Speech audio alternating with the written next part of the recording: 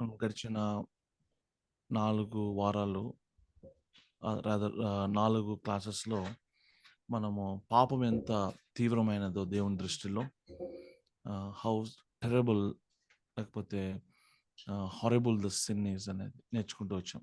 Origin తర్వాత దాని యొక్క పర్యవసానం ఏంటి, తర్వాత how to deal with the sin అని దేవుడు మనకి ఏం చేశాడో కూడా చాలా విషయాలు మనం చూస్తూ వచ్చాం.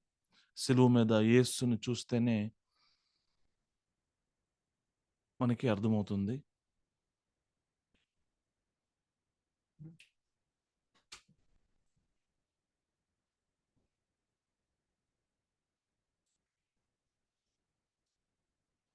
సారీ అండి. సిలువ మీద యేసు ప్రభువుని చూసినప్పుడు మనకి దేవుడు పాపంని ఎలా చూస్తాడో, పాపం అంటే దేవుడు ఎంత తీవ్రంగా ఆయన రియాక్ట్ అవుతాడో మనకు అర్థమవుతుంది. మరి సిలువ మీద అది తన కుమారుడు కాదు. ఓకే. యేసుని ఆయన చూడట్లేదు కానీ పాపమును ఆయన చూస్తా ఉన్నాడు. అందుకే మనం వాడిన పదం the son became sin. So దేవుని యొక్క ఉగ్రత మరి అర్థమవుతా ఉందన్నమాట. అయితే ఒక అనారోగ్యము ఎంత భయంకరమైనదో మనకి తెలియకపోతే చూడండి, మనం దాన్ని వ్యవహరించే తీరు మనం పెద్దగా పట్టించుకోం. చిన్న జలుబు, తలనొప్పిని ఎవరు పెద్దగా పట్టించుకోరు. అది సడన్‌గా అది ఒక మరణకరమైన వ్యాధి అని తెలిసినప్పుడు మరి డాక్టర్స్ గానీ, వీళ్ళు గానీ దాన్ని డీల్ చేసే పద్ధతి, విధానం చూస్తే మనకు అర్థమవుతది. ఒక క్యాన్సర్ ట్రీట్మెంట్‌ని మనం చూసినప్పుడు చాలా మరి కఠినమైన ఏమంటాము ట్రీట్మెంట్ అది. ఎందుకంటే ఆ యొక్క డిసీజ్ అంత భయంకరమైనదని అర్థం చేసుకోవచ్చు. దేవుడు చేసిన ఈ గొప్ప రక్షణ కార్యము మనం ఎందుకు అప్రిషియేట్ చేయలేకపోతున్నాము? ఎందుకు ఇంత గొప్ప రక్షణను మనుషులు నిర్లక్ష్యం చేస్తా ఉన్నారు? అంటే కారణం ఏంటంటే అసలు దేని నుంచి నన్ను రక్షించాడో, ఈ రక్షణ ఎంత గొప్పదో చాలా సార్లు మనకి అర్థం కాకపోవడమే. అందుకే హీబ్రూ పత్రికలో రాస్తాడు, ఇంత గొప్ప రక్షణను నిర్లక్ష్యం చేసిన యెడల మనం ఎలా తప్పించుకుంటాము అనేసి. సో మరి ఈ పాపము నుంచి మనిషిని దేవుడు రక్షించాలని నిర్ణయించుకున్నాడు. ఈ రక్షణ కార్యము ఎలా జరిగింది? ఇందులో దేవుని యొక్క ఔన్నత్యం, ఆయన కనికరం, ఆయన దయ, ఆయన ఎన్నిక, తర్వాత క్రీస్తు వారి యొక్క విమోచన కార్యము, పరిశుద్ధాత్మ యొక్క కార్యం, ఏ విధంగా ట్రినిటీ, త్రిత్వము ఈ యొక్క గొప్ప రక్షణ కార్యంలో వారు ఇన్వాల్వ్ అయ్యారు, ఏంటి ఆయన కృపా కార్యము అనేక విషయాలు మనం ఈరోజు మొదలు పెడతా ఉన్నాం. This is very big topic. Okay. ఈ రక్షణలో ఏమేమి ఇన్వాల్వ్ అవుతాయి, నా యొక్క రెస్పాన్స్ ఏంటి, మరి ఏ విధంగా ఒకడు రక్షణను కొనసాగించుకోవాలి, అనేక విషయాలు మనము అంటే Christian one of the fundamental truths, ఇది ఫౌండేషనల్ ట్రూత్స్ అంటాము. ఇవి ప్రతి క్రైస్తవునికి కూడా ఈ గ్రహింపులో ఉండాలి. లేకపోతే ఏమవుతుందంటే మనము క్రిస్టియన్ లైఫ్ అంత ఎఫెక్టివ్‌గా ఉండదు. అంత థాంక్‌ఫుల్‌గా ఉండదు. మనం దేవుడిని ఆరాధించలేం. మాదిరికరమైన రక్షణ జీవితం మనం కొనసాగించడం కష్టమైతదనమాట. సో అసలేంటి రక్షణ ఉంటే? రక్షణ అంటే నిత్య జీవం ఇవ్వటం. రక్షణ లేదు అని ఒక వ్యక్తికి అంటే అర్థం ఏంటంటే అతడికి నిత్య జీవం లేదు. అతడు నిత్య నరకానికి వెళ్తాడు.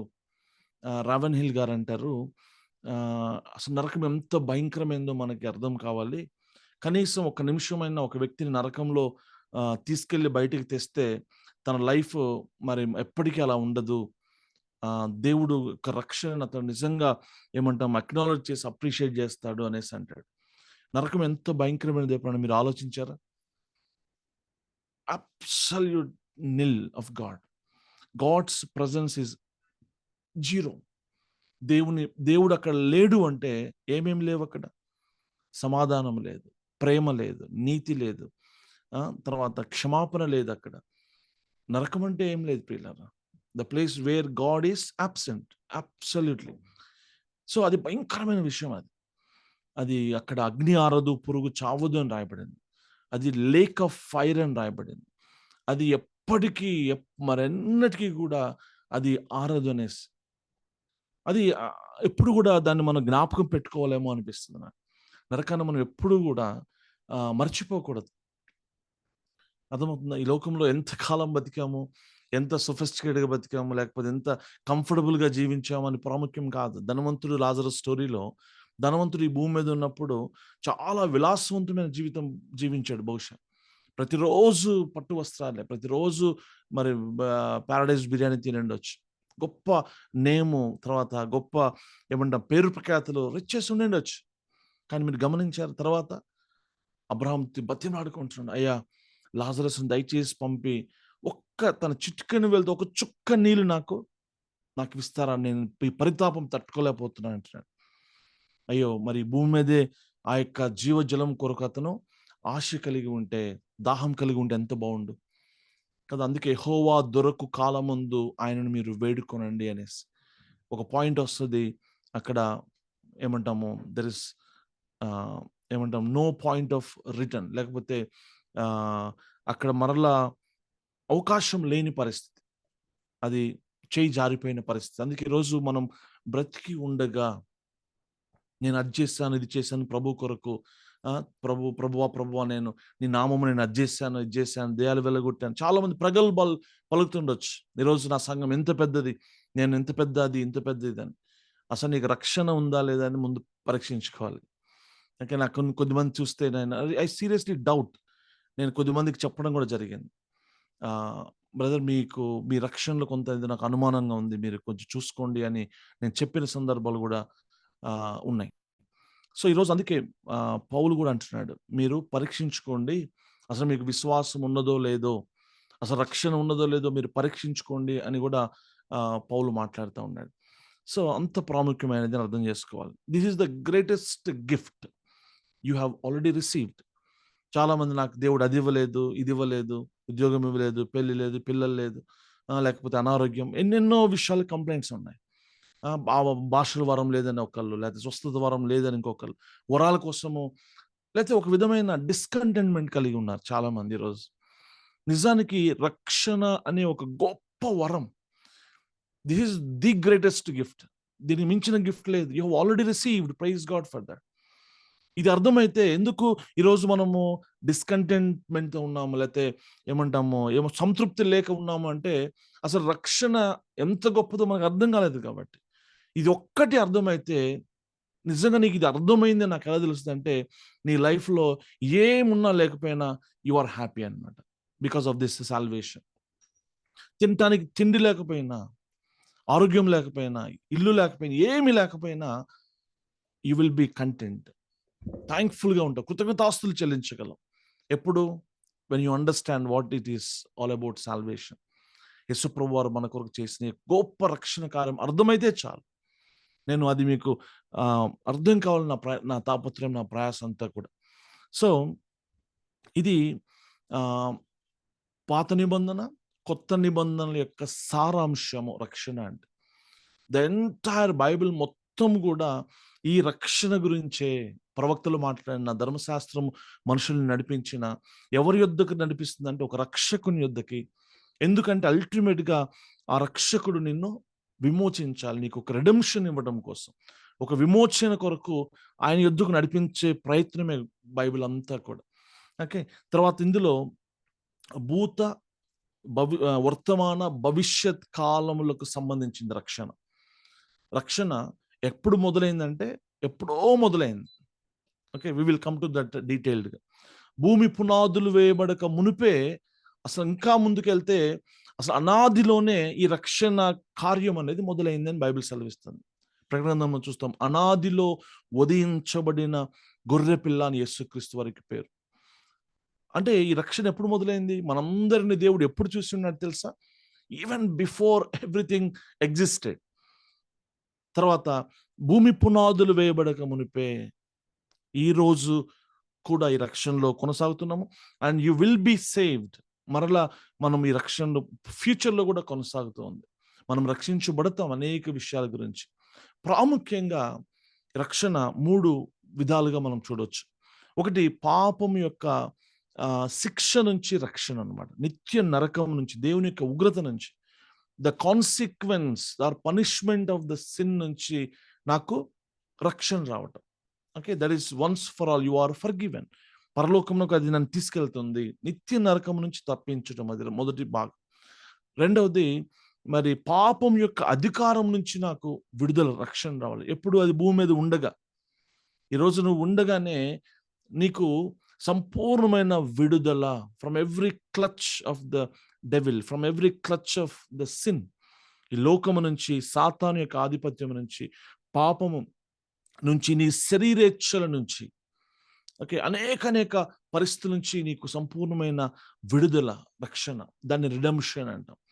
తర్వాత మూడవది ఏంటంటే, అసలు టోటల్గా అసలు ఈ భూమి నుంచి, పడిపోయిన స్థితి నుంచి, ప్రజెన్స్ ఆఫ్ ద సిన్ నుంచి ఒక పర్ఫెక్ట్ ఎన్వైరన్మెంట్లోనికి, అక్కడ దేవుడు, నువ్వు, క్రొత్త భూమి, క్రొత్త ఆకాశం.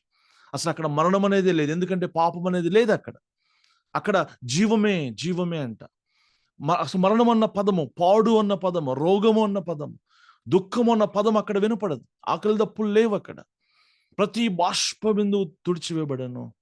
And there is absolute peace, righteousness, joy, holiness, and everywhere you see life, abundant life. అసలు పాపం అనేది టోటల్గా రిమూవ్ చేయబడుతుంది. అది ఫ్యూచర్లో ప్రభు రాజ్యంలో అది మనం చూడబోతా ఉన్నాం. ఆమేన్. సో ఈ యొక్క రక్షణను అర్థం చేసుకోవడానికి చాలా మంది రక్షణ అంటే, నేను రక్షించబడ్డాను, పరలోకం వెళ్తాను. No, it's a very deeper thing. దేవుడు చాలా విషయాలు చేశాడు, చాలా గొప్ప కార్యాలు జరిగాయి ఇందులో. ఇవి మనం అర్థం చేసుకోవాలి. మన తండ్రి అని దేవుడు మన కొరకు ఏమి చేశాడో అది ఎరగటము మన బాధ్యత. ఒక బాధ్యత కలిగిన కుమారుడిగా, కుమార్తెగా, నీ తండ్రి నీ కోసం ఏమి చేశాడో, ఆయన సిలువ కార్యం ఏంటో, తండ్రి యొక్క ప్రేమ ఏంటో, పరిశుద్ధాత్మ దేవుని యొక్క తపన ఏంటో మనం తెలుసుకోవాలని ప్రయత్నం చేయకపోతే, అంతకంటే ఏమంటాము, కృతజ్ఞుడు ఇంకొకటి ఉండాడు, అన్గ్రేట్ఫుల్ పర్సన్ ఇంకొకటి ఉండాడు అనమాట. అర్థమవుతుందా? So we must know. కీర్తన 72వ అధ్యాయము, ఇది సొలొమోను రాసిన కీర్తన. ఇది ఇందులో అంటే ఒక రక్షణలో ఏమేమి జరుగుతాయో కొన్ని విషయాలు విపులంగా, అంటే ఇఫ్ నాట్ సో డీటెయిల్డ్గా, అట్లీస్ట్ ఏమి జరిగిందో అన్న విషయాలు, రక్షణలో కొన్ని అంశాలు అక్కడ ఈ కీర్తనకారుడు కొన్ని స్ఫురిస్తాడు. ఒక్కోటి మనం చదువుకుంటే వెళ్తే, మొట్టమొదటి 12వ వచనం చూడండి. దరిద్రులు మొరపెట్టగా అతడు వారిని విడిపించటము. ఓకే, డెలివరెన్స్ అనేది జరుగుతుంది. ఏమంటాం, రిడీమ్ చేయటం. లేకపోతే 13th వర్స్, దీనులను, నిరాధారులను అతడు విడిపించును,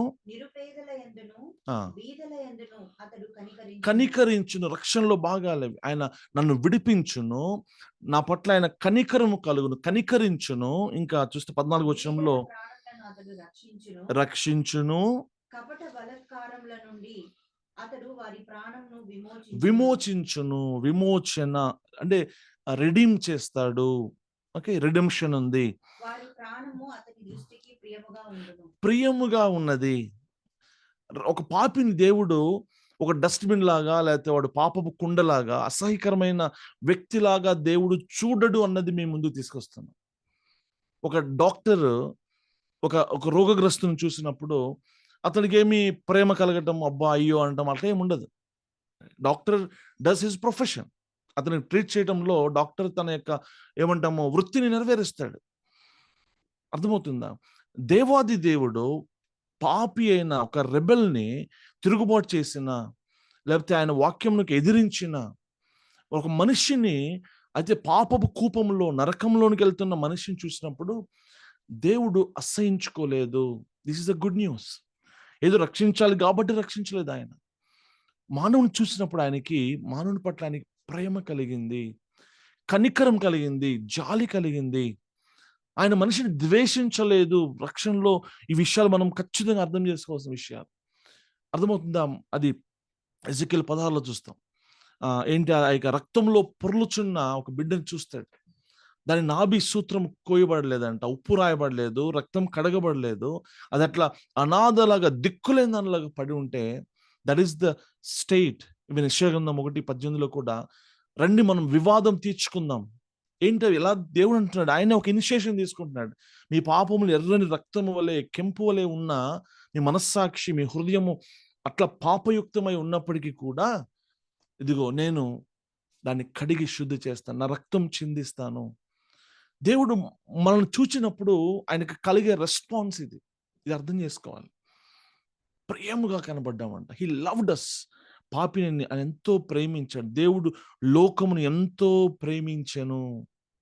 ప్రేమించి తన కుమారుని ఈ లోకానికి పంపాడు. ప్రియులారా, ఇంకా చూస్తే అంటే ఇది ఎట్లా అర్థం చేసుకోవచ్చు అంటే, ధర్మశాస్త్రంలో కొన్ని రూల్స్ అండ్ రెగ్యులేషన్స్ పెడతాడు దేవుడు. అంటే ఒక కుటుంబంలో ఒక వ్యక్తి చనిపోయాడు. ఉదాహరణకి చనిపోతే ఆ కుటుంబానికి ఎవరు ఆదరించాలి? ఆ కుటుంబం లేకపోతే అప్పుల్లో పడిపోతే బయట పడలేని పరిస్థితిలో ఒక నిస్సహాయ స్థితిలో ఒక కుటుంబంలో ఒక వ్యక్తి ఉంటే అతన్ని ఎవరు ఆదరించాలి? ఎవరు విడిపించాలి? ఒకవేళ ఒక వ్యక్తికి అన్యాయం జరిగితే అతని తరపున ఎవరు పోరాడాలి? అంటే దేవుడు ఏం చెప్పాడంటే, అతనికి సమీప బంధువు ఎవరైతే ఉన్నారో ఆ సమీప బంధువు ఇతనికి ఆ యొక్క ధర్మం జరిగించాలి. అర్థమవుతుందా? ఇప్పుడు మీకేమైనా ప్రాబ్లమ్ వస్తే ఇమ్మీడియట్‌గా మన పక్షాన వచ్చేది ఎవరు? అవునా? మీ మేనమామో, మీ మేనత్తనో, లేదా మీ బాబాయో, someone who is very close blood relationship అన్నమాట. ఇది దేవుడు అనాదిలోనే ధర్మశాస్త్రంలో ఒక రూల్ పెట్టాడన్నమాట. ఉదాహరణకి రూతు గ్రంథంకి వద్దాం క్విక్‌గా. 3వ అధ్యాయము. అక్కడ మనకు తెలుసు రూతు, నయోమి ఇద్దరు కూడా మోయాబు దేశం నుంచి రిటర్న్ అవుతారు. యెరూషలేముకి రాగానే అక్కడ వీళ్ళని విమోచించటానికి, వీళ్ళ పొలమును లేకపోతే వీళ్ళకున్న పరిస్థితులన్నిటిని విమోచించటానికి, అంటే వాడిని కొని వీళ్ళకి తిరిగి సమకూర్చటానికి ఎవరి కోసం చూస్తున్నారు అక్కడ? ఒక సమీప బంధువు ఎవరున్నారా అని చూస్తున్నాడు. అదే నయోమి మాట్లాడుతా ఉంది కదా. చూడండి ఒకసారి 3:13 ఏముంది? ఈ ఈ రాత్రి ఉండుము, ఉదయమున అతడు నీకు బంధువుని ధర్మము ఉదయమున అతడు నీకు బంధువుని ధర్మము జరిపినా సరే అతడు విడిపింపవచ్చును. నీకు బంధువుని ధర్మము జరుపుటకు అతనికి ఇష్టము లేకపోయిన ఎడల అతనికి ఇష్టము లేకపోయిన ఎడల యెహోవా జీవము తోడు నేనే నీకు బంధువుని ధర్మము జరిపెదను. చూసారా? బోయజ్ అంటున్నాడు, యాక్చువల్ నాకంటే ఇంకొక క్లోజర్ రిలేటివ్ నీకు ఉన్నాడు, నాకంటే అతను క్లోజ్, నీకు సమీప బంధువు, అతడు విడిపించాలి. యాక్చువల్గా అతడు విడిపించడానికి ఇష్టం లేకపోతే, ఓకే, మీ అందరికీ స్టోరీ తెలుసు అన్న ఉద్దేశంతో నేను కొంచెం ముందుగా స్పీడ్గా వెళ్తా ఉన్నా. ఒకవేళ అతను అయిష్టంగా ఉంటే, అతను కనుక చేయలేకపోతే, నేను ఖచ్చితంగా నీ బంధువు యొక్క ధర్మాన్ని నేను నెరవేరుస్తాను అని బోయిజ్ అంటున్నాడు. ఆ సమీప బంధువు వస్తాడు, అతను ఇంట్రెస్ట్ చూపాడు, నాకు అవసరం లేదు, నేను చేయను అనేసి అంటాడు. అంటే అర్థమైందా మీకు? ఆ సమీప బంధువు ధర్మశాస్త్రానికి గుర్తుగా ఉన్నాడు, ఒక మతమునకు అతను గుర్తుగా ఉన్నాడు, లేకపోతే ఏదైనా ఒక సోర్స్ గుర్తుగా ఉన్నాడు. కొండల వైపు నేను కనులెత్తి చూశాను, నిరాశ నిస్పృహలే నాకు. Nobody is there to help us. Let me tell you, నిస్సహాయ స్థితిలో ఉన్నప్పుడు యేసుక్రీస్తు వారు ఆ యొక్క బంధు ధర్మాన్ని జరిగించడానికి ఆయన వచ్చాడు. నిజమైన మనకి బంధువు యేసుక్రీస్తు ప్రభువారే. హెబ్రీ రాష్ట్రపతి 2వ అధ్యాయం 14వ వచనంలో ఆయన ఎలా మన బంధువు అయ్యాడో అక్కడ రాస్తా ఉన్నాడు. హెబ్రీ రాష్ట్రపత్రిక 2:14 వచనం. కాబట్టి ఆ పిల్లలు రక్త మాంసములు కలవారైనందున ఆ ప్రకారమే మరణం ద్వారా నశింపజేయుటకును జీవిత కాలమంతయు మరణ భయము చేత దాస్యమునకు లోబడిన వారిని విడిపించుటకును ఆయన కూడా రక్త మాంసములలో పాలివాడాయను. ఆయన కూడా మన కుటుంబంలో చేరాడు. ఆయన కూడా రక్త మాంసములను ఆయన ధరించుకొని వచ్చాడు. మనకి ఒక పెద్ద అన్నలాగా వచ్చాడు, మన సమీప బంధువులాగా వచ్చాడు. ఆయన ఏం చేస్తాడు? సమీప బంధువు ఇందాక చెప్పాను, ఒక 2-3 విషయాలు చేస్తాడు. రూతు 4:4లో చూసాం, ఒకసారి చూడండి. రూతు గ్రంథము 4:4 వచనం. ఈ పుర నివాసుల ఎదుటను నా జనుల పెద్దల ఎదుటను ఆ భూమిని, అంటే కోల్పోయిన భూమిని సంపాదించుకొనుము. ఓకే, అంటే మరలా కొనటం అన్నమాట, రెడీమ్ చేయటం, తాకట్టులో ఉన్న బంగారాన్ని విడిపించటం. ఇది సమీప బంధువు చేస్తాడు. వీళ్ళకి లేకపోతే భూమి ఉండదు ఇక. నిజానికి మన పరిస్థితి అంతే ప్రియులారా. సేటన్స్ స్లేవ్ మార్కెట్లో ఉన్నాం మనం. పాపము అనే ఒక దాస్యంలో మనము బంధించబడి ఉన్నాం. అందుకే తన సహోదరుని ఒకడు విమోచించడం అసాధ్యం. మీరు సామ్ 48 మీరు చదవాల్సిన అవసరం లేదు. కానీ ఎందుకంటే తన సహోదరుని యొక్క ప్రాణ విమోచన క్రయధనము బహు గొప్పది. అది అట్లుండవలసినదే. దాన్ని ఎవ్వడు కూడా ఏం చేయలేడంట. అర్థమవుతుందా? ప్రతి మానవుడు కూడా ఆ స్థితిలో, బంధింపబడిన స్థితిలో ఉన్నప్పుడు యేసుక్రీస్తు ప్రభువారు వచ్చి తన రక్తంతో ఆ భూమిని కొన్నట్లుగా, విమోచించినట్లుగా ఆయన సమీప బంధువు యొక్క రోల్ని ఆయన ఫుల్ఫిల్ చేశాడు. ఇంకా డ్యూట్రానమీ, ద్వితీయోపదేశకాండము 19:6 వచ్చిన ఒకసారి చూస్తే, ఆ సమీప బంధువు ఇంకొక పని చేస్తాడు.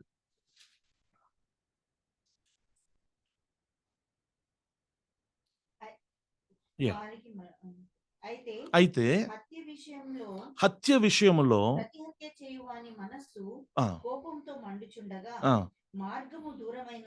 మార్గము దూరమైనందున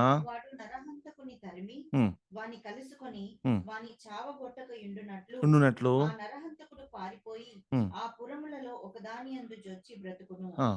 అందుచేతను 3 పురములను నీవు ఏర్పరచుకొనవలెనని నేను నీకు ఆజ్ఞాపించుచున్నాను. అలాగే 12 వచనం చూడండి. అదే ఆ పురములలో ఒకదానిలోకి పారిపోయిన ఎడల వాని ఊరి పెద్దలు మనుషులను పంపి అక్కడ నుండి వానిని రప్పించి వానిని చంపుటకై హత్య విషయంలో ప్రతి హత్య చేయు వాని చేతికి వాని అప్పగింపవలెను. మీరు గమనించారా? ఒకడు హత్య చేశాడు, పారిపోయాడు, తప్పించుకున్నాడు, పురానికి వెళ్ళాడు. అక్కడ వాడు అని పోలీస్ స్టేషన్కి వెళ్ళినట్టుగా అనమాట. వేరే వాళ్ళని ఆశ్రయించాడు, వాళ్ళని ఎవరేం చేయలేరు. అయితే ఏమంటాడంటే, అలాంటి వాడిని మీరు లాక్కొచ్చి వాడికి శిక్ష విధించాలి. ఈరోజు మనం చాలాసార్లు పేపర్లో, న్యూస్లో చూస్తుంటాం కదా. తల్లిదండ్రుల యొక్క ఆవేదన, తమ పిల్లని వేరే వాళ్ళు బలవంతం చేసినప్పుడు, లేకపోతే అన్యాయం జరిగినప్పుడు ఈ తల్లిదండ్రులు ఆవేదన పడుతూ ఉంటారు. వాడికి తగిన శిక్ష పడాల్సిందే, వాడి ఉరికమం ఎక్కించేదాకా నేను నిద్రపోను. ఆ తల్లి తండ్రి ఆవేదనతో ఏడుస్తూ బాధపడుతూ ఉంటారు. ఏం చేస్తాడంటే సమీప బంధువు మనల్ని ఇబ్బంది పెట్టిన, మనల్ని మరణానికి అప్పగించిన, మన పాపానికి లాక్కెళ్ళిన ఆ దుష్టుణ్ణి, ఆ పాపమును, ఆ దురాత్మను లేకపోతే ఆయన శిక్షించి తీరాలి. Because he is a righteous judge. పాపమును ఆయన శిక్షించాలి, సాతాను తల చితకు దొక్కాలి, ఈ లోకమునకు ఆయన తీర్పు తీర్చాలి. ప్రభు అంటున్నాడు, వెంజన్స్ బిలాంగ్స్ టు మీ. యుద్ధము యెహోవాదే. Leave a room, do not judge. నువ్వు జడ్జ్ చేయొద్దు, నువ్వేం తీర్పు తీర్చొద్దు. ఇప్పుడు ఐ విల్ డూ దాట్. సింహాసనాసీనుడు వాడు నవ్వుచున్నాడంట. అర్థమవుతుందా? ప్రతి వానికి ఆయన తీర్పు తీరుస్తాడు. మనమేమి దుఃఖపడాల్సిన అవసరం లేదు, బాధపడాల్సిన అవసరం లేదు. సమీప బంధువు వదిలిపెట్టాడు. మనకి ఎవరు అన్యాయం చేశారో దేవుడు వాళ్ళని శిక్షించి తీరుతాడు. ఒకానొక దినమున తీర్పు తీరుస్తాడు. యేసుక్రీస్తు సింహాసనం పేరేంటి తెలుసా? ధవల సింహాసనం. ఆయన తీర్పు తీరుస్తాడు అనమాట. Okay. And the second thing ఆయన చేసేది. మూడవది ఏంటంటే యోబు గ్రంథం 19:25 వచనం.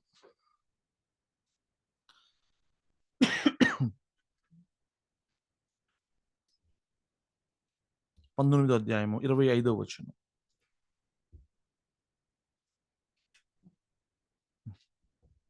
అయితే నా విమోచకుడు సజీవుడనియు తర్వాత ఆయన భూమి మీద నిలిచిననియు నేను ఎరుగుదును. ఏంటి తెలుసా meaning? He will one day ఏమంటాము, ఎందుకు యోబు ఇలా మాట్లాడదు తెలుసా? నా విమోచకుడు సజీవుడు అని ఎందుకంటే తెలుసా? He was accused by his brothers, his friends. తెలుసా, మనము ప్రతి దినము సాతాను పేరేంటి తెలుసా? Accuser of the brethren. మన మీద నేరారోపణ చేస్తూ ఉన్నారు అనేక మంది. ఈరోజు బ్రతికి ఉండగా కూడా నీ మీద, నా మీద అనేక మంది బ్యాడ్గా మాట్లాడేవాళ్ళు, చెడ్డ మాటలు పలికేవాళ్ళు, గాసిప్ చేసేవాళ్ళు. ఓకే. లేకపోతే మన గురించి ఏమంటే ప్రాపగండా చేసేవాళ్ళు, విమర్శ చేసే ఎంతో మంది ఉండొచ్చు గాక. మనం వరి అవ్వాల్సిన అవసరమే లేదు. కీర్తన 37లో చెప్పబడుతుంది. 4, 5 వచనాలు అనుకుంటా. 5 వచనం, 5, 6 వచనాలు అనుకుంటా. నీ నీతిని మధ్యాహ్నపు వెలుగు వలె, నీ నిర్దోషత్వమును పగటి వెలుగు వలె ఆయన నిరూపిస్తాడు. Praise God. అర్థమవుతుందా? నీ పక్షమున నిన్ను రుజువుపరుస్తాడనమాట ఆయన. జకర్యా గ్రంథంలో మనం చూస్తాం. సాతాను వచ్చి యెహోషువని నేరస్థాపన చేస్తా ఉంటే, ఇదిగో మలిన వస్తువును కలిగిన వాడు అనేసి. దేవుడు అంటాడు సింపుల్‌గా, అవునా? అయితే తీసేద్దాం. దేవుడు ఏమనట్లా, సింపుల్‌గా ఆ మలిన వస్త్రాలు తీసేసి ప్రశస్త వస్త్రాలు ధరింపజేశాడు. అంత మాత్రమే కాదు, ఇంకా తలపాగా ధరింపచేసి, అబ్బా! హౌ బ్యూటిఫుల్, ఎంత అద్భుతంగా సుందరంగా చేశాడనమాట దేవుడు. సాతాను ఎక్కడ నన్ను అక్యూజ్ చేస్తాడో దేవుడు ఏం చేస్తాడంటే అక్కడ నన్ను ఇంకా బ్యూటిఫై చేస్తాడు. ఇదంతా ఈ గొప్ప రక్షణలో భాగము అని మనం అర్థం చేసుకోవాలి. ఇంకా మనం 72వ కీర్తనకి మనం వస్తే అక్కడ ఏమేమి ఎలిమెంట్స్ ఉన్నాయో మనం చూద్దాం. మనం ప్రియంగా ఉన్నామని చూసాము. 15వ వచనంలో నిత్య జీవము, చిరంజీవిగా అంటే నిరంతరము మనం జీవించటానికి ఈ రక్షణ చేశాడు దేవుడు. గొప్ప కార్యం చేశాడు. చదవండి ఒకసారి. అతడు చిరంజీవి అగును. చిరంజీవి అగును. షేబా బంగారము అతనికి ఇయ్యబడును. అంటే అర్థమైంది. చిరంజీవి అగటం అంటే ఇటర్నల్ లైఫ్ అన్నమాట. రక్షణ ఏంటంటే నీకు నిత్య జీవం ఆయన అనుగ్రహిస్తాడు. 13లో మనం ఆల్రెడీ చూసాం, రక్షిస్తాడు అనేసి కదా. యేసు అనగా రక్షకుడు అని అర్థము. ఆయన వారి ప్రజలను వారి పాపముల నుంచి రక్షించును. He saves us from the power of the sin. అది రక్షణలో భాగము. ఓకే. అయితే 1 యోహాను 4:14లో తండ్రి అయిన దేవుడు తన కుమారుణ్ణి లోక రక్షకుడిగా ఈ లోకానికి పంపాడని రాయబడింది. ఇందాక చెప్పుకున్నాం, ట్రినిటీ ఇన్వాల్వ్ అవుతున్నారు అనేసి. తండ్రి తన కుమారుణ్ణి ఈ లోకానికి పంపినట్లుగా మనం చూస్తాం. అంటే కొన్ని, ఎందుకంటే మనము డాక్ట్రినల్‌గా వెళ్తా ఉన్నాం. ఈ విషయాలన్నీ కూడా కొంచెం క్రైస్తవ సిద్ధాంతపరమైన విషయాలవి. ఇందులోనే మనకి గొప్ప ఆదరణ, ఇందులోనే మనకి ఏమంటాము రక్షణ గురించిన అనుభవ జ్ఞానంలోని కూడా మనం వెళ్తాం. కనుక నేను చెప్పే వచనాలు మీకు కొన్ని ఎక్కువగా మీకు అనిపించినా, but it's good to go through them. Okay. మరలా అవి ఒక్కసారైనా మళ్ళా చదవటం వల్ల ఆ సత్యం మన హృదయంలో స్థాపించబడుతుంది. అందుకే నేను మీకు కొంచెం రిఫరెన్సెస్ ఎక్కువ చెప్పినప్పటికీ మరి ప్లీజ్ బేర్ విత్ మీ. ఇంకా చూస్తే 1 తిమోతి 4:10 ఒకసారి చూద్దాం క్విక్‌గా. ముందుగా చెక్ చేసుకో, ఇక్కడ పెడతాను, టైం సేవ్ అవ్వాలి. 1 తిమోతి 4:10 మనుషులందరికీ రక్షకుడు. చూసారా? యేసుప్రభు వారు కొద్ది మందికని కాదు. ఆయన ఉద్దేశం ఏంటి? అందరూ రక్షించబడాలి ఆయన ఉద్దేశం. అందరి కొరకు ఆయన చనిపోయాడు. యేసుక్రీస్తు అందరికీ ప్రభువు. మరి విశేషముగా రక్షకుడునైన జీవము గల దేవుని యందు మనము నిరీక్షణ ఉంచున్నాము గనుక చాలండి, చాలు. సో ప్రతి మానవుడు రక్షించబడాలి, దేవుని యొక్క ఉద్దేశం. ఇప్పుడు ఈ రక్షణని మనం ఎలా నిర్వచనం చేయొచ్చు?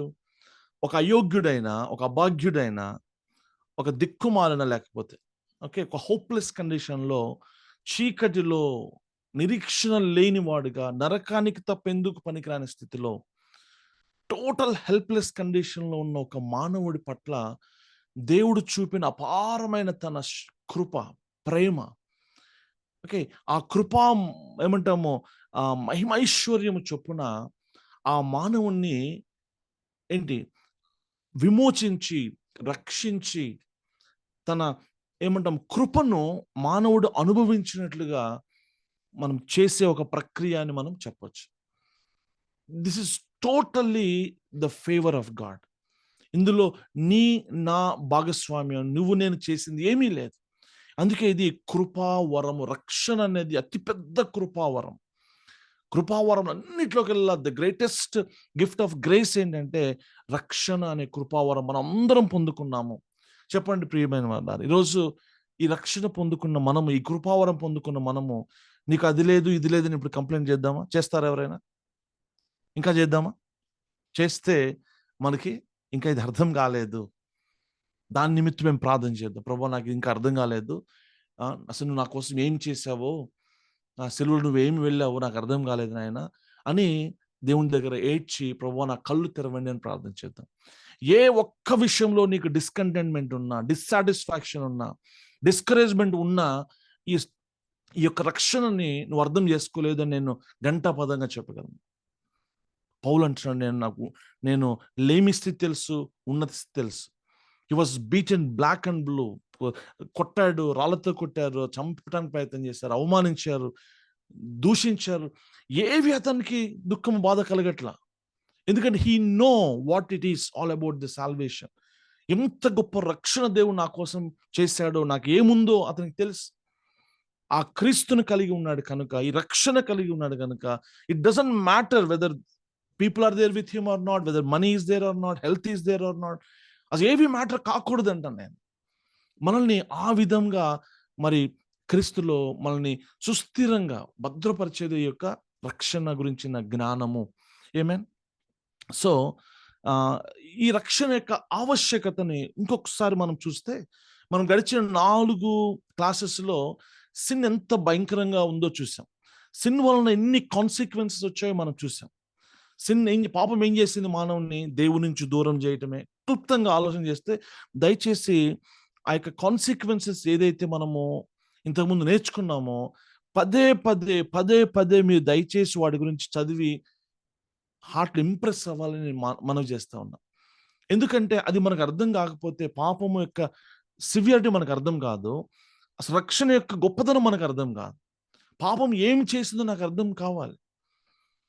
ఒక తల్లిదండ్రులు కష్టపడి తన పిల్లోడిని చదివించడానికి చెమటోడ్చి డబ్బులు పంపిస్తే, ఆ పిల్లవాడికి తన తండ్రి యొక్క కష్టము, ఆ చెమట వాడికి గుర్తు రాకపోతే, తెలియకపోతే ఆ డబ్బును వాడు దుర్వినియోగపరుస్తాడు.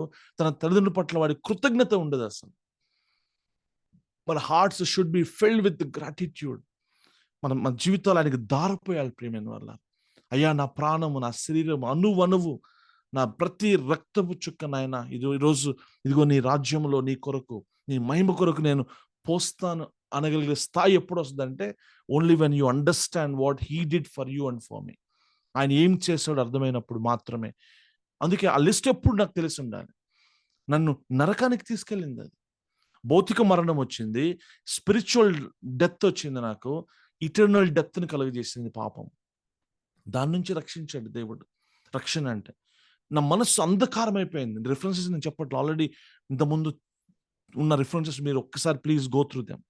తర్వాత ఈ ఒక్క వచనం చూద్దాం. 2వ పేతురు 2వ పత్రిక 2వ అధ్యాయం 11వ వచనం మాత్రం ఒక్కసారి క్విక్ గా చూద్దాం. దేవదూతలు వారి కంటే మరి అధికమైన బలమును శక్తియు గలవారైనను ప్రభు ఎదుట వారిని దూషించి వారి మీద నేరం మోపవెరతురు. వారైతే 2వ పేతురు 2:11 చదవండి. మేబీ 12 ఉన్నట్టుంది ఇంగ్లీష్ లో. తెలుగు పట్టబడి చంపబడుటకే స్వభావ సిద్ధముగా పుట్టిన వివేక శూన్యములకు మృగముల వలె. చూసారా, స్వభావ సిద్ధముగా ఏమన్నాడు? పట్టబడిన స్వభావ సిద్ధముగా పుట్టిన వివేక శూన్యము. వివేకం కోల్పోయాడు. ఎలా మారిపోయాడు? మృగముల వలె. This is the result of the sin. గమనించారా? కొన్ని భయంకరమైన వికృత చేష్టలు చూస్తూ ఉన్నాం. అసలు మానవుడు ఇలాంటి పనులు చేస్తాడా? జుగుప్సాకరమైన విషయాలు వార్తలు వింటూ ఉంటాం మనం. That is the result of the sin and we all have the same capacity. You need to acknowledge that. మన హృదయము చెడిపోయింది, పడిపోయింది. మోరల్గా కరప్ట్ అయిపోయాం, స్పిరిచువల్గా కరప్ట్ అయిపోయాం, భ్రష్టులుగా లోపల మారిపోయాం. ఎక్స్క్లూడెడ్ ఫ్రమ్ ద లైఫ్ అని ఎఫెస్లో చూస్తాం. అంటే జీవం నుంచి వేరుపార్చబడ్డాం, హృదయం కాఠిన్యతలోనికి వెళ్ళాం, అజ్ఞానులం అయిపోయాం. అంటే ఏం తెలుసా? 1 పేతురులో దేవుడు నా కోసం ఏమేమి సిద్ధపరిచాడో ఆయన అవన్నీ మానవునికి అర్థం చేసుకునే మనస్సు కోల్పోయాడు. వివేకం లేదనమాట. అయ్యో, దేవుడిని వెతుకువాడు ఎవడన్నా ఉన్నాడా అని దేవుడు పైనుంచి చూస్తే ఒక్కడు కూడా లేడు అని బైబిల్ సెలవిస్తుంది. అందరూ త్రోవ తప్పిన వారుగా ఉన్నారు. వారి నాలుకలు, గొంతుకు తెరచిన సమాధి. అంటే మాటలు మారిపోయాయి, హృదయం మారిపోయింది. ఎన్నో విషయాలు ప్రియమైన వల్ల సంబంధాలు తెగిపోయాయి. మానవులకి మధ్య, దేవునికి మానవులకి మధ్య ఎమోషన్స్ లేదా భావోద్రేకాలు ఏమంటాము డిఫైల్ అయిపోయినాయి. అంటే హృదయంలో కలత, సమాధానం, సంతోషం లేని స్థితి. యెషయా గ్రంథము ఐ థింక్ మీరు చూస్తే ఒక మాట, ఒక్క నిమిషం మిస్సయ్యాను. యాహ్! తీతు 3:3 తీసారా? ఒకసారి చూడండి. ఎందుకనగా మనము కూడా హ్మ్. మునుపు అవివేకులమును అవివేకులమును, అవిధేయులమును అవిధేయులమును మోసపోయిన వారమును ఆ! నానా విధములైన దురాశలకును ఆ! భోగములకును ఆ! దాసులమునై ఉండి దుష్టత్వం నందును అసూయ యందును కాలము గడుపుచు ఇది చూసారా? ద స్టేట్, అసహ్యులమై రక్షణ పొందక మునుపున్న స్థితి ఇది. కదా! ఇలాంటివి ఎన్నో స్క్రిప్చర్స్‌లో మనం చూస్తాం. ఇవన్నీ ఆల్రెడీ మనం చూసాం. అయితే రక్షణ ఆవశ్యకత ఏంటంటే, ఆయన నా మైండ్‌ని సెట్ చేస్తాడు. నా ఎమోషన్స్‌ని సాంక్టిఫై చేస్తాడు. నా హృదయాన్ని ఆయన మారుస్తాడు. రాతి హృదయం తీసి మాంసపు హృదయాన్ని పెడతాడు. నాకు అండర్‌స్టాండింగ్ పెంచుతాడాయన. నా కనుదృష్టి పెరుగుతుంది. గుడ్డివాడైపోయాను ఒకప్పుడు. ఇప్పుడు నేను చూడగలుగుతాను. యుగ సంబంధమైన దేవత నాకు గుడ్డితనం కలుగజేస్తే, ఈ the light of the gospel ఏం చేస్తదంటే, నా కళ్ళు తెరుస్తుంది. సాతాను యొక్క ఆధిపత్యంలో ఉన్నాను. ఇప్పుడు నేను క్రీస్తు ఆధిపత్యంలోకి నేనొస్తాను. మరణము నుంచి జీవంలోనికి నన్ను దాటింపచేస్తాడాయన. నిత్య నరకం నుంచి నిత్య జీవంలోనికి. Righteousness, peace and joy of the spirit. ఇవి దేవుడు నాకు దయచేయాలని, ఇది రక్షణ ఆవశ్యకత అంటే. మనిషి జన్మతః పాపి అని బైబిల్ సెలవిస్తుంది. క్లుప్తంగా 5వ అధ్యాయం 19 రోమపత్రిక చూడండి ఒకసారి. రోమపత్రిక 5:19 ఒకసారి చూస్తే, ఏలయనగా ఏలయనగా ఒక మనిషిని అవిధేయత వలన ఆ! అనేకులు పాపులుగా ఎలాగూ చేయబడితిరో రీజన్ ఏంటి? నువ్వు చేసిన పాపం ద్వారా పాపి అనట్లా. We are sinners because of the Adam's sin. ఆదాము ఒక్కడు చేసిన పాపం వలన మనల్ని కూడా దేవుడు పాపపు స్థితిలో, అవిధేయత స్థితిలో బంధించి వేశాడు. ఎందుకని? ఆడంలో ఉన్నాం మనం అందరము కూడా. కదా! ఇంకొక ఎగ్జాంపుల్ కూడా మీకు చెప్పాను గుర్తుంటే. అబ్రహాము నడుములో లేవి ఉన్నాడని చూసాం. అంటే వి వర్ ఆల్, మనం ఎవరం ప్రియమైన వాళ్ళారా? ఆడమ్స్ జెనెటిక్ మెటీరియలే కదా! ఆడమ్ జీన్స్‌లో, ఆడమ్‌లో ఒక భాగమే మనం అందరం కూడా. సో, క్రియాత్మకంగా మనం పాపం చేశాము. జన్మతః కూడా మనం పాపులం. ఇప్పుడు ఎఫెసీ 2:3లో క్రియలు కూడా, ఈవెన్ రోమపత్రిక 1:21 చూసినా, మనము జన్మతః ప్లస్ కర్మతః మనం పాపులమని మన బైబిల్ స్పష్టంగా సెలవిస్తుంది. రోమ 5:6లో చూస్తే, మనము బలహీనులమై ఉండగా క్రీస్తు యుక్త కాలమున మన కొరకు చనిపోయినాడు. అర్థమేంటి? ఈ రక్షణ అనేది మనంతట మనము సంపాదించుకునేది కాదు. నా అంతట నేను రక్షించుకోలేని స్థితిలో ఉన్నా. ఒక ఊబిలో ఉన్న వ్యక్తి తనంతట తాను రక్షించబడలేడు. ఇంపాసిబుల్ అది.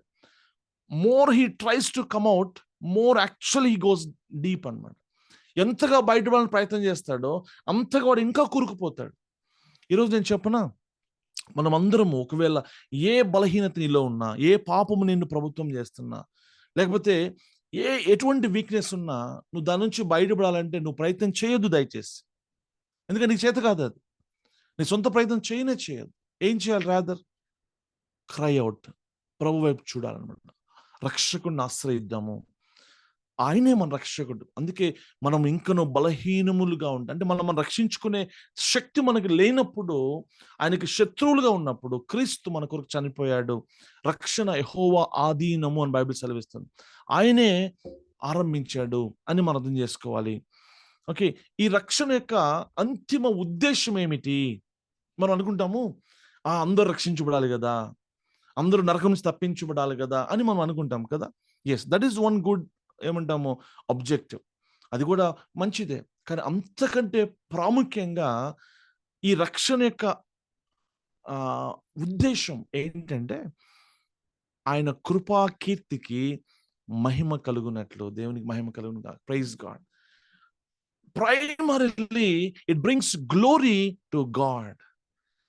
ఒక పాపి రక్షించబడితే చాలామంది ఎవాంజలిస్ట్స్, లేకపోతే చాలామంది ఏమంటాము, పరిచయం చేసే వాళ్ళందరూ కూడా, అయ్యో నశించిపోతున్న వారి పట్ల భారము.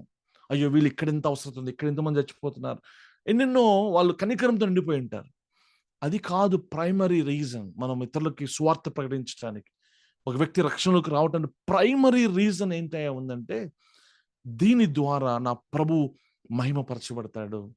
నా ప్రభువుకి ఘనత వెళ్తుంది. ఆయన ఆయన హెచ్చించబడతాడు అనే ఎఫెసు పత్రిక 1వ అధ్యాయము 4, నుంచి 6 వరకు ఇదే చెప్పబడతా ఉంది. చదువుతారు ఒకసారి.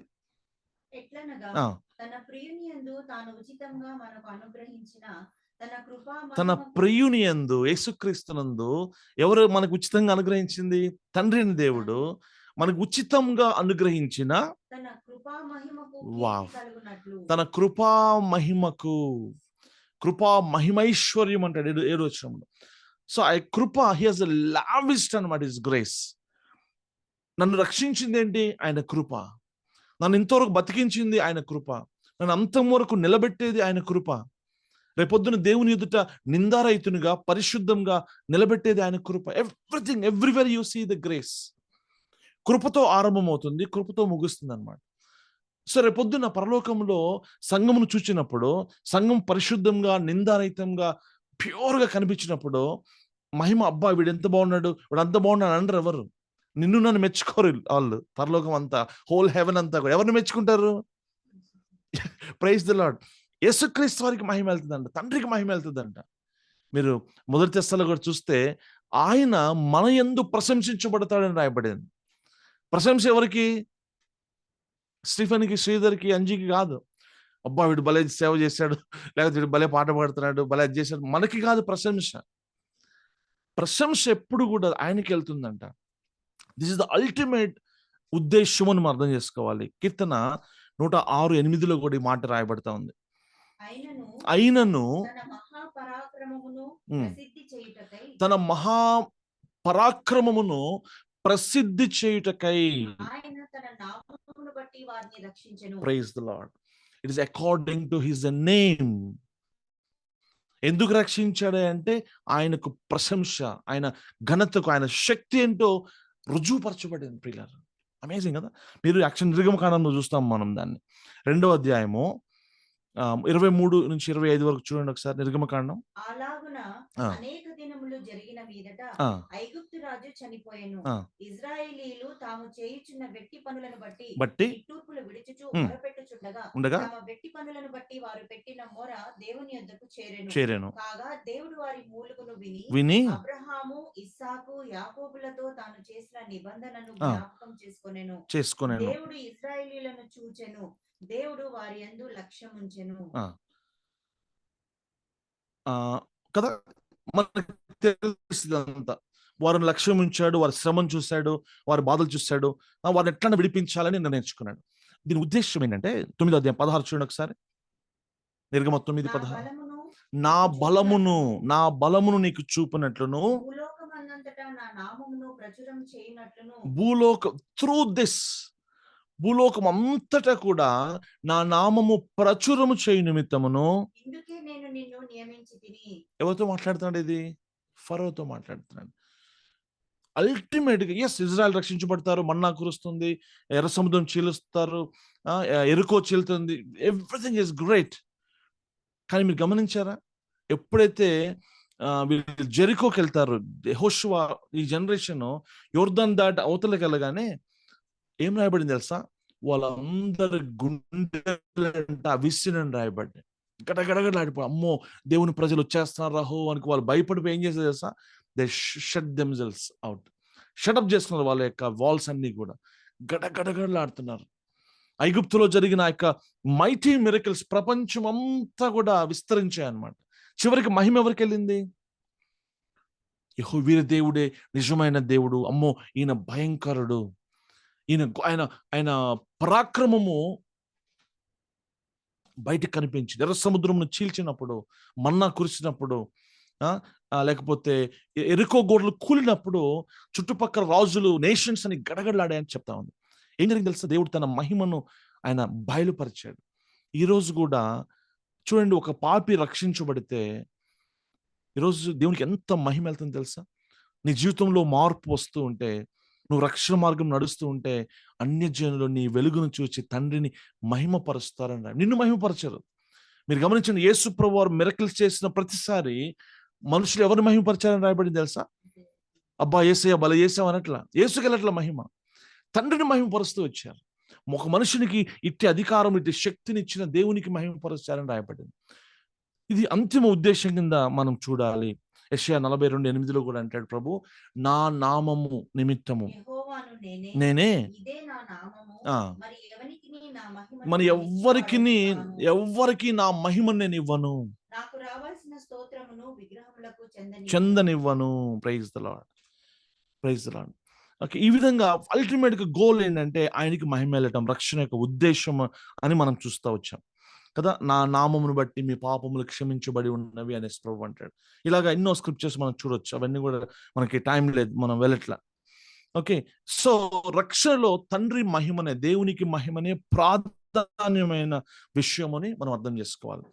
ఈ రక్షణ కార్యంలో తండ్రి, కుమార, పరిశుద్ధాత్మ దేవుళ్ళు ముగ్గురు ఇన్వాల్వ్ అవుతున్నారు అన్న విషయాన్ని మనం మర్చిపోకూడదు.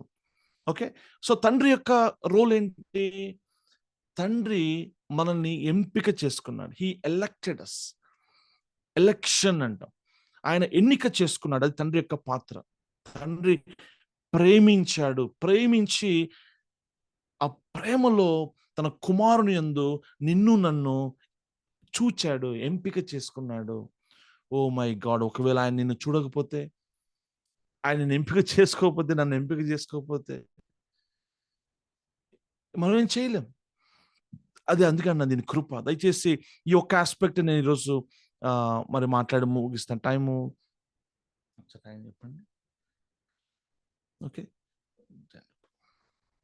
సో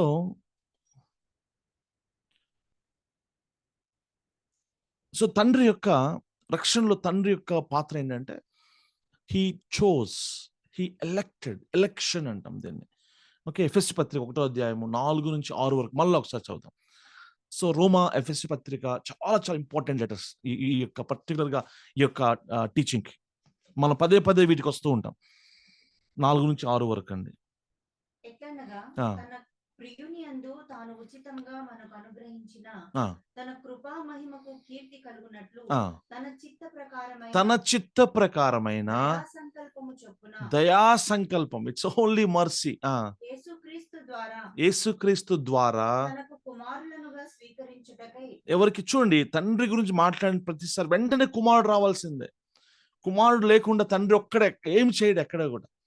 తండ్రి పనంతా కూడా కుమారునిలోనే, కుమారుని ద్వారా, కుమారునిలో స్వీకరించుటకై మనలను ముందుగా తన కోసము నిర్ణయించుకొని, మనము ఎవరి ఎదుట? తండ్రి ఎదుట పరిశుద్ధులము ఉండవలనని. ఎప్పుడు? That's it. జగత్తు పునాది వేయబడక మునిపే ప్రేమ చేత క్రీస్తులో మనల్ని ఏర్పాటు చేసుకున్నాడు. అసలు ఇది మన హార్ట్ ఇంప్రెస్ అయిపోవాలి, బట్టి కొట్టేయాలి దీన్ని అసలు. ఇది తండ్రి యొక్క పాత్ర. కుమారుడి పాత్ర ఏంటి? ఇప్పుడు 7 నుంచి కుమారుడి పాత్ర బయలుదేరుతుంది. ఫస్ట్ దాంట్లో తండ్రి కనపడ్డాడు కదా, ఆయన ఎంపిక చేసుకున్నాడు ప్రేమలో, క్రీస్తులో, దయా సంకల్పము, ఆయన ఎదుట కుమారులుగా చేసుకోవడానికి, పరిశుద్ధంగా, నిందారహితంగా, ఇదంతా తండ్రి గురించి చూస్తాం. హీ బిగాన్ అండ్ హీ మనం నిలబెట్టే వరకు తండ్రి కనపడుతున్నాడు. మీరు చూడండి, ఎంపిక చేసుకున్నప్పటి నుంచి మరి తన ఎదుట నిందారహితంగా నిలబెట్టే వరకు తండ్రి యొక్క రోల్ కనపడతానే ఉంది. ఇప్పుడు 7 నుంచి చూడండి, కుమారుడు కనపడుతున్నాడు. కుమారుడి పాత్ర కనపడుతుంది మనకి. దేవుని కృపా మహిమైశ్వర్యమును బట్టి ఆ ప్రియుని యందు ఆయన రక్తము వలన, ఇక్కడ క్రీస్తు బయలుదేరాడు చూసారు, క్రీస్తు వరకు స్టార్ట్ అవుతుంది. ఆయన రక్తము వలన విమోచన కార్యం మొదలైంది. మనకి విమోచనము అనగా క్షమాపణ కలిగి ఉన్నది.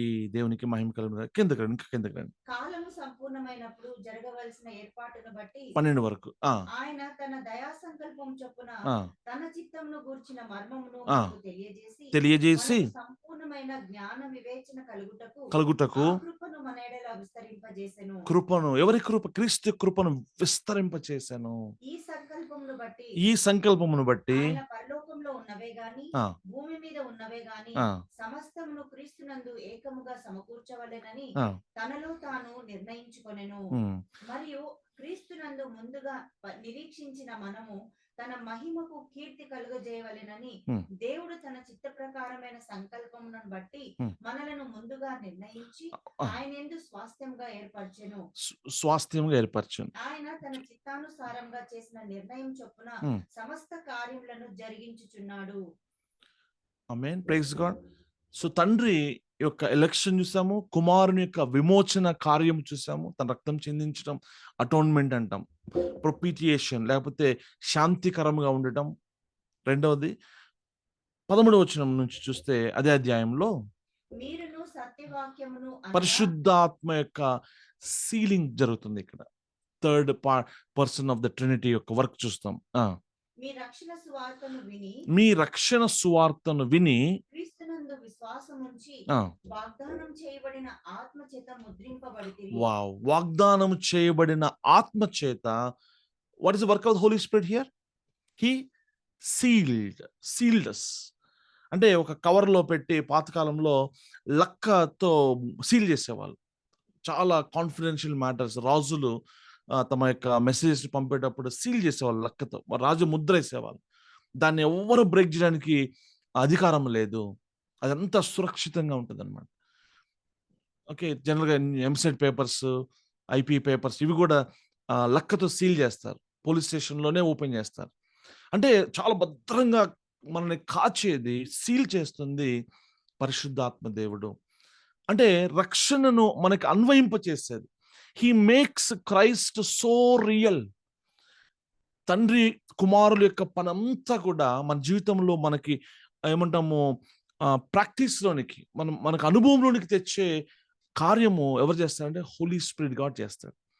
క్రీస్తుని మనకు మరలా పరిచయం చేస్తాడు, సిలువలో ఏం జరిగిందో బోధిస్తాడు, ఆయన ఒప్పింపజేస్తాడు, పరిశుద్ధపరుస్తాడు, కడుగుతాడు. ఇవన్నీ కూడా చేసి నన్ను ముద్రిస్తాడు అనమాట. ఇలా ముగ్గురు నిరంతరం మన జీవితంలో పనిచేస్తూనే ఉంటారు. మర్చిపోవద్దు ప్రియులారా, మనం ఎప్పుడు ఒంటరి వారం కాదు. 24/7 ఈ యొక్క ట్రినిటీ మన కోసం పనిచేస్తూనే ఉన్నారు. ఎంత ఆశ్చర్యం కలుగుతుందని నిజంగా నాకైతే చాలా ఆశ్చర్యం కలుగుతా ఉంది. The Trinity working for us. మీరు గమనించండి, రోమన్స్ 8:28లో దేవుడు ఆయన ప్రేమించేవారు అనగా ఏమంటాం, ఆయన సంకల్పం చొప్పున పిలువబడిన వారి జీవితంలో సమస్తమును ఆయన ఏం చేస్తాడంట, మనకి మేలు కలిగేలా చేస్తాడు. Who is working they? God the father is working. 24/7 God is at work. ఎవరి కోసం? నీ కోసం, నా కోసం.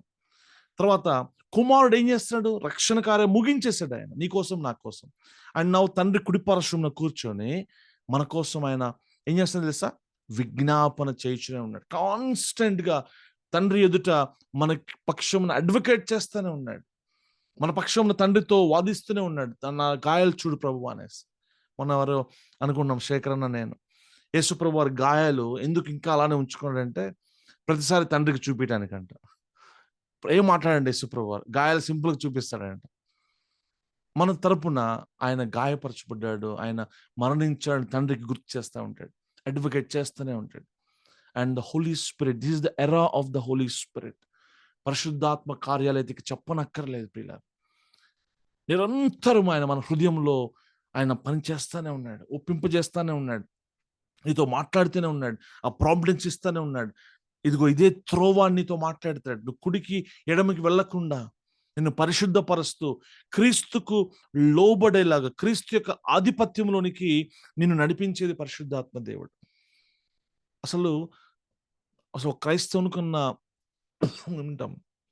ఆధిక్యత, ఈ విషయాలు చూస్తే అసలు మనకు ఆశ్చర్యం కలుగుతుంది. నేనే ఉన్నాయా దిక్కులేని వాడిని, నా కోసం ప్రభువా మీరు ఇంత చేస్తున్నారా అని you will be ever thanking అనమాట. ఆమేన్. సో తండ్రి ఎన్నిక చూసాము. నాకు టైం చూడండి తెలియట్లేదు, నాకు క్షమించు ఒకసారి.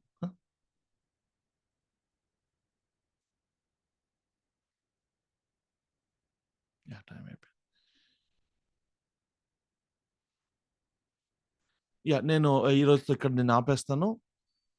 మనము విల్ కంటిన్యూ టుమారో. యేసుక్రీస్తు వారి యొక్క విమోచన కార్యం, I'm just giving you overview, డీటెయిల్గా మనం వెళ్ళట్లేదు ఇంకా. Okay, we go in details అన్నమాట. ఈ రక్షణలో ఒక్కొక్క అంశము, ఒక్కొక్కటి ఎలాగా మరి ఆయన మనకు చేశాడో మనము మరి ముందుకెళ్తాం. కుమారుడు చేసిన విషయం ఒకటి నేను బ్రీఫ్‌గా చెప్పి, ఇవి రేపొద్దున మనం నేర్చుకుంటాం డీటెయిల్డ్‌గా. ఆయన ఈ విమోచన కార్యాన్ని ఎలా చేశారంటే, హి became first the substitution. He became the substitute. నా పక్షమున నాకు రావాల్సిన ప్లేస్, నేను ఉండాల్సిన సిలువ స్థానమును ఆయన ప్రత్యామ్నాయంగా మారడం మొట్టమొదటిగా. అండ్ రెండవది రిడెంప్షన్ అంటాం. అంటే ఆయన నన్ను విమోచించాడు. తన రక్తమును కార్చి, వెల చెల్లించి నన్ను అనేక విషయాల గురించి విమోచించాడు. దేని నుంచి విమోచించాడో మనం డీటెయిల్స్‌గా మళ్ళీ చూస్తాం. అండ్ ద థర్డ్ వన్, ప్రాయశ్చిత్తం చేయటం, అటోన్మెంట్ అంటాం. అంటే ఆయన యొక్క మరణము మనకి ప్రాయశ్చిత్తం అంటే that satisfied the wrath of గాడ్. No, before the wrath of God, that satisfied the requirement of the law. ధర్మశాస్త్రం యొక్క నీతి విధిని ఆయన మరణము, ఆయన రక్తము నెరవేర్చింది. అంటే లా డిమాండ్ సంథింగ్ అనమాట. ఈ చట్ట ప్రకారం ఏంటంటే శిక్ష పడాలి ఎవరికైనా. లా డిమాండ్ చేస్తుంది. ఆ లాని యొక్క డిమాండ్ని యేసుప్రభు వారు ఫుల్ఫిల్ చేశాడు. తర్వాత తండ్రి యొక్క ఉగ్రతను ఆయన చల్లార్చాడు. దాన్నే ప్రొపిటియేషన్, శాంతికరమై ఉన్నాడు అనేసి యేసుక్రీస్తు ప్రభు వారు. తర్వాత ఆయన తండ్రికి మనకి మధ్య ఆ వైరాన్ని, ఆ గ్యాప్ని తీసేసి రికన్సిలియేషన్లోకి తీసుకొచ్చాడు. దీన్ని సయోధ్య కుదర్చటము అంటాం. తండ్రికి విరోధంగా, దూరస్తులుగా, మన అవుట్కాస్ట్ అయిన మనల్ని తిరిగి తండ్రితో ఆయన సమకూర్చటము. ఇది రక్షణలో కొన్ని విషయాలు అనమాట ప్రభు చేసినవి, యేసుక్రీస్తు ప్రభు వారు చేసిన విషయాలు. So we will stop here today.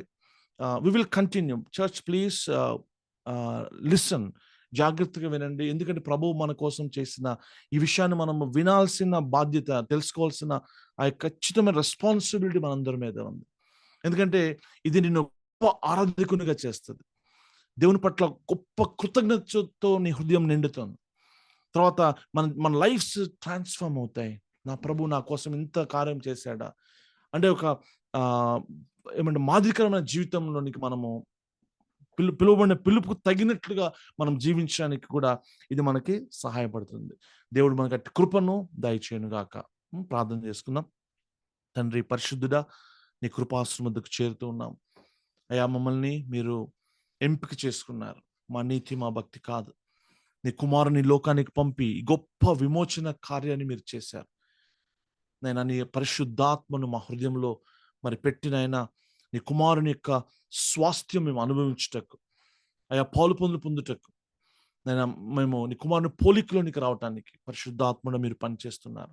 అయ్యా, మాకు ఈ గ్రహింపు దయచేయండి, జ్ఞానం మాకు దయచేయండి. మనుషుని జ్ఞానం, మనుషుని నేర్పు మాటలు, మనుషుని యొక్క అయ్యా ఆలోచనలు నైనా వృధా. తండ్రి, Holy Spirit God, you teach us.